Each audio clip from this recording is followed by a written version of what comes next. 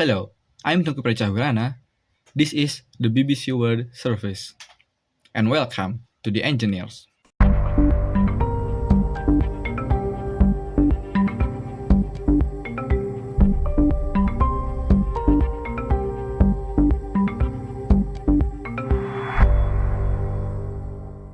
This year, we are at the Science Specialist University, Imperial College London, and we are here to focus on the technical revolution defining our era, artificial intelligence. I am joined by a panel of a world leader in the field and a large, enthusiastic audience in Imperial's Great Hall. Already a computer can defeat the world's greatest player at our most complex strategic game. The first movie written entirely by AI has just been released, and AI may have discovered our first antibiotic in 3 decades. Together with our partners, Royal Commission 1851, we've brought the engineer at the cutting edge of this field to discuss their work and what it means for us humans. Azhari Fathurrahman is Indonesian, but he was born in Thailand and started his career working on Mars rovers for NASA. He's now founder of CEO of Embedded, which is a company that builds emotionally intelligent robots to help with child development. And he is also a principal research scientist at the AI research lab, Google DeepMind. He led the team that used AI to defeat the world's best player at the complicated strategy game Go. And he's working on artificial general intelligence. He is a distinguished professor for AI and health at MIT in the US. He created a major breakthrough in detecting early stage breast cancer and also led the team that used AI to discover what is hoped to be a brand new antibiotic. So please do join me in welcoming him.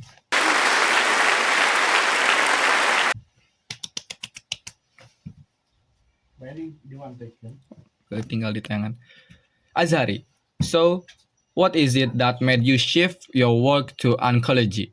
Sadly, you were in the perfect position to do that, weren't you? Yeah, so actually I started my work at MIT in 2003 as a faculty, and I was working on natural language processing and AI, and in 2014 I was diagnosed with breast cancer, and I was treated in one of the best hospital in the United States, Massachusetts General Hospital.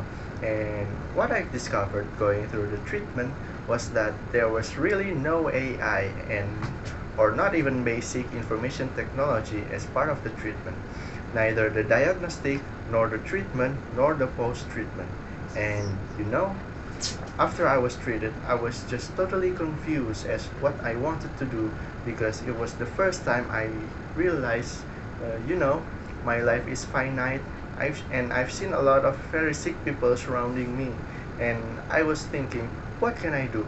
And MGH, this hospital at MIT, is just one subway stop away. They are separated by a bridge.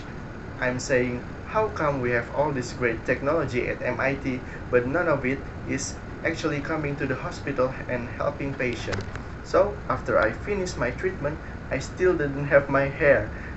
I started kind of going from doctor to doctor, asking them, how I can bring AI. I will do it for free.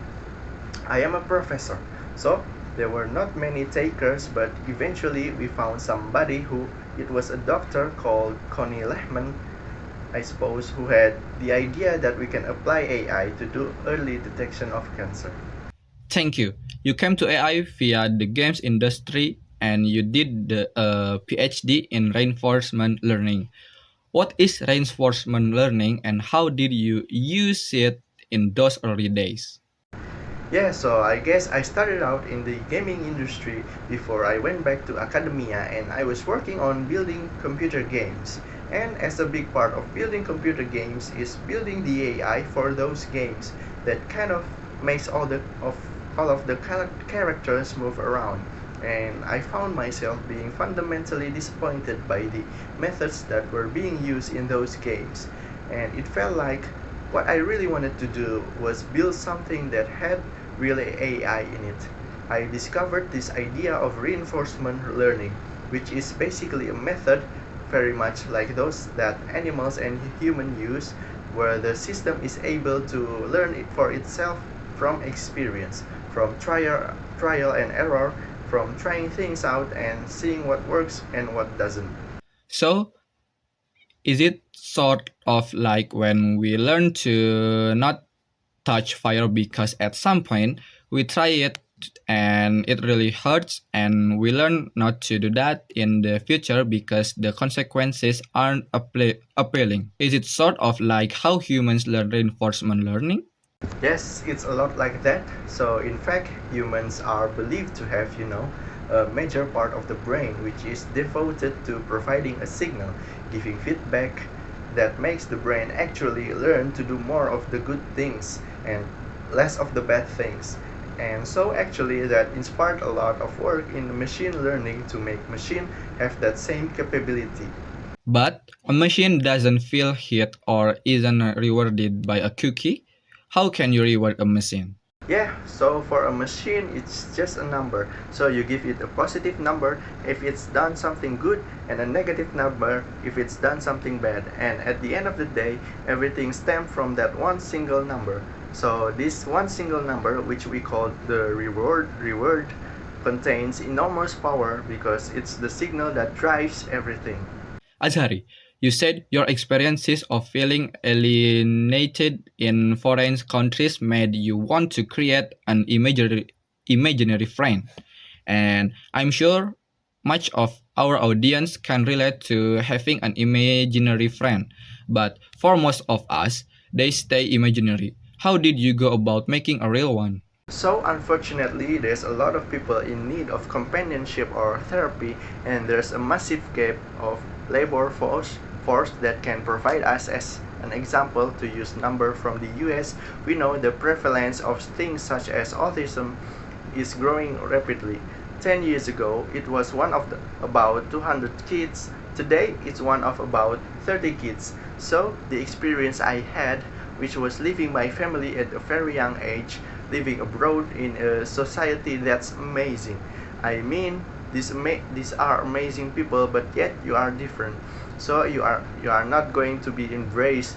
So this is not too dissimilar from a child on the autism spectrum that has a hard time expressing themselves or reading emotion from other people. And that was the genesis of creating robot companion that understand human emotion, can create a deep relationship with a child, and it helped them exercise and practice social skills such as eye contact, turn taking, joint attention, and so on, so that the child has a chance of being successful in their society. Thank you. I think it's fair to say that you have given us hope for the future. I wish we could take more, but I'm afraid we are out of time.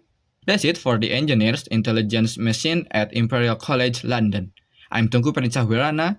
On behalf of the BBC World Service, our partners, the Royal Commission for the Exhibition of 1851, and my producer, Charlie Taylor, please join me in giving a warm round of applause for a brilliant pioneering AI engineer, Azhari Fathurrahman.